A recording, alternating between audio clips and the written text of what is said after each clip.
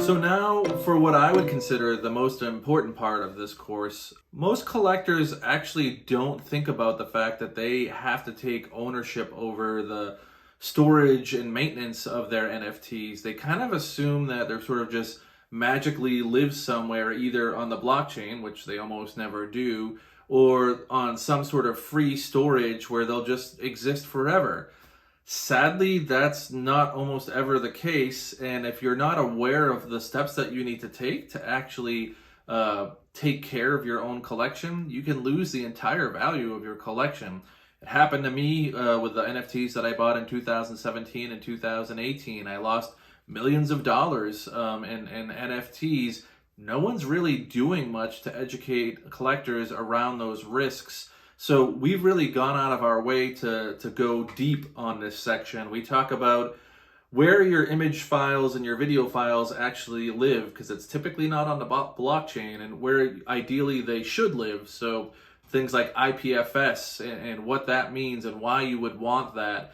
How you can actually use tools to download all of those files so that you're not depending on anybody else to make sure that you'll always have a complete NFT and be able to restore it if you ever need to in the future.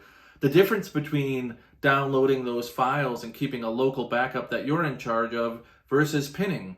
Do you need to do both? What is pinning, right? So there are services out there like Pinata or Infura that people pay a fee to in order to make sure that the images and the videos that don't live on the blockchain are permanently somewhere where everybody will be able to access them. But do you really want to depend on them? And even if you wanted to, how do you get the files locally in a format that you feel confident that you're actually putting the right files up so that the NFTs actually stay where they need to stay and everything is connected where it needs to be? This is maybe the most confusing and most important and most often overlooked aspect of collecting NFTs. If you watch no other section of this, watch this section, watch it 3 times, share it with your friends. I think people are really at risk here. I sometimes almost feel like a whistleblower on this one. Please, please, please, put in the minimum effort that it takes to take care of your NFT collection and be safe. We've already told you that if you want your NFT to stay safe, you really ought to be buying NFTs where the artwork is either stored on the blockchain or on IPFS. For those IPFS NFTs, which is the most common solution, there are a few steps that you need to take to make sure that the artwork doesn't just disappear on you. Believe it or not, that can happen. So this section will give you the most important information you need to know to keep your NFTs safe for the long haul, so you and your loved ones can continue to enjoy and benefit from them without fear. In the section on how it works, where we talked about how tokens are constructed, we mentioned that it actually matters a lot where the artwork for an NFT is actually stored. If an NFT is stored on IPFS, you can actually back it up to make sure that that NFT will never disappear. Here, I'll show you briefly how to do that yourself manually. Say I wanted to back up this NFT. I can scroll down to the details, check out the contract, go and read the contract method, obtain the URI from the contract,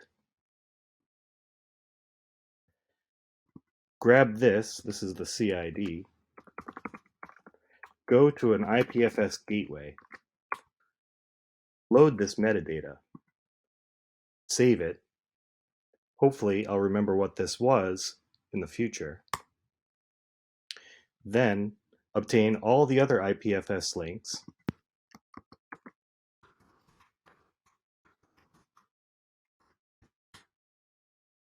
and save them as well.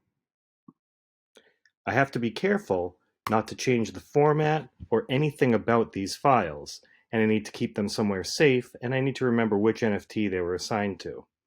With all of the files associated with this NFT, I can now rest assured that even if the IPFS pinning service behind this NFT were to go down, I could repin it to IPFS in the future. However, there is a much easier way to do all of this. ClubNFT has created a service that allows you to download all of the IPFS data associated with all of your NFTs with the click of a button. All we need is an email address for you to log in. We send a confirmation, no password or other login mechanism is necessary. Click to log in. And here we go. Now that I'm into our app, I can add as many wallets as I want. Let me add Art Gnomes.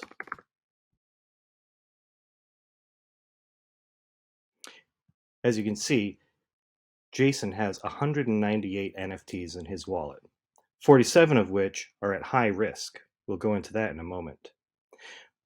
Right now, the ClubNFT system is scouring IPFS, downloading all of the content associated with all of these NFTs.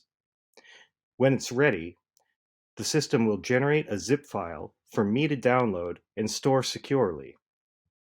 In the meantime, let's take a look at what's inside this wallet.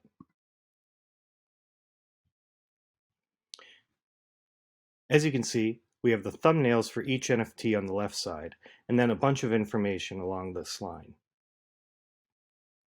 First, we have the name of the project or the NFT. Over here, we have the contract address, which can be easily copied. And then we have several things which are really specific to ClubNFT and what we do. As you can see, this NFT, a backup is not applicable.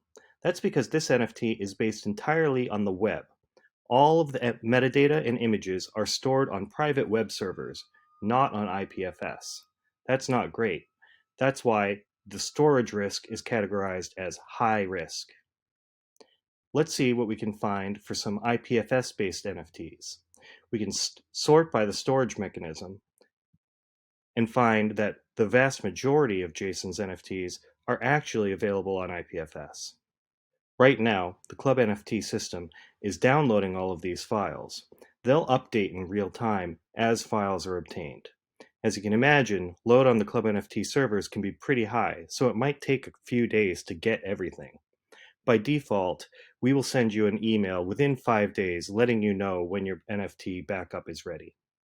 For those interested in more of a gallery type view, you can click this button and see everything presented that way as well.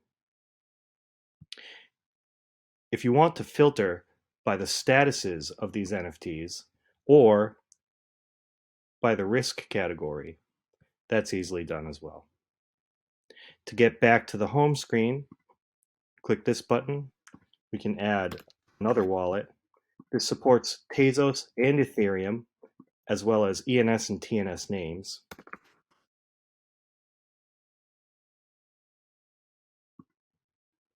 You can add any number of wallets, and they don't even actually have to be your own wallet, although backing up somebody else's wallet just seems like a nice thing to do for them. But again, having the JPEGs doesn't give you ownership of the NFTs. Now that the backups are ready, I can simply click the button over here to download my backup. Now, keep in mind that because these files are created by other people, there's no way to guarantee that they don't have viruses or malware. The safest bet is to download the zip file and store it somewhere safe, but not necessarily to play with it.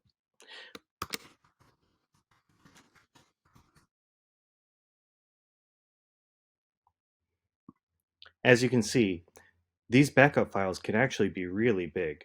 You may not have realized just how big some of these NFTs can be. In particular, if you own one of a 10K project or a PFP, you often actually have to download all of the images for all of the different tokens in that project in order to keep yours secure. It's a little advanced for this video, but hopefully you can see how much more difficult this would have been if I were trying to do this myself manually, as shown earlier.